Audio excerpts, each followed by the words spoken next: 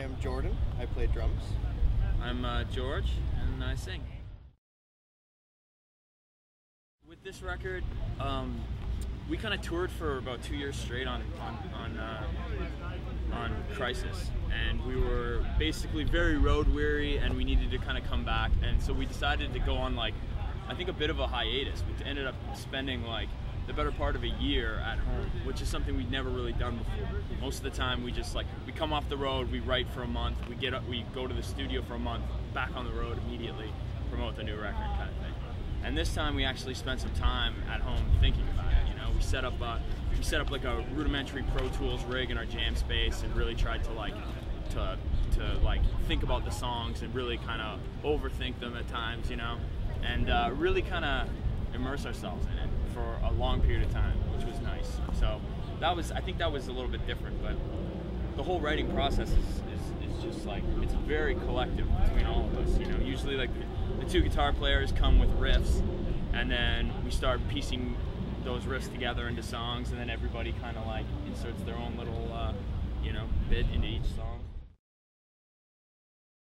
We're signed to Dine Alone in Canada still, or no, that's new. Yeah. But that's also through Universal still. And then in America we're under Vagrant, and then in Europe and UK and Asia we are on Roadrunner.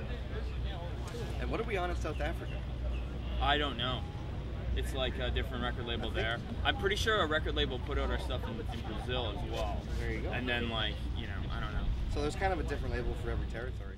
We kind of fulfilled a lot of our contractual obligations with the completion of Crisis. So with this record, it kind of allowed us to shop around and see who wanted to put it out. So yeah, Roadrunner.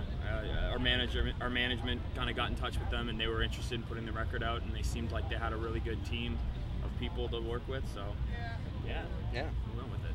And it's kind of weird. I mean, sharing a label with Nickelback and Slipknot and all that stuff, because we're I don't know, I think in a lot of ways we were going to be a very different band on that label, and but it's kind of cool but that it is there kind of could be a band like yeah. Nickelback and then a band like Slipknot on one label. Yeah, that is true. That's neat.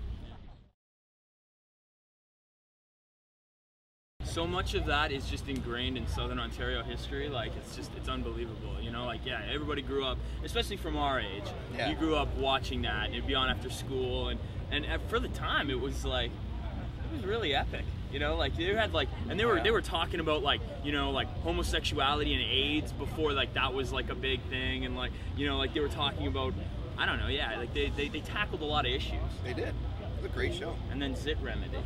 The Zit Remedy. How do you sex. beat that band? That band is amazing. Oh man. What was the song they sang again? It was Everybody Wants Something, Do Never Give Up.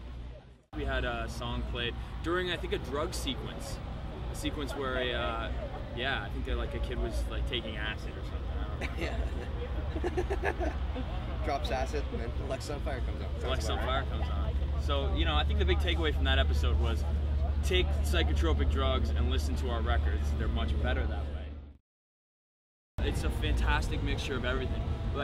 Southern Ontario has a lot of cities that are really close to one another, and it kind of is a really great breeding ground for young musicians. There's always great places to play and stuff like that. So as a result, we have an amazing Canadian scene right now. There's great bands like the Constantines and Fucked Up, and great punk scene in Toronto right now. Fucked Up, Career Suicide, this band called Vicious Cycle and Statues. But yeah, and just Canada in general.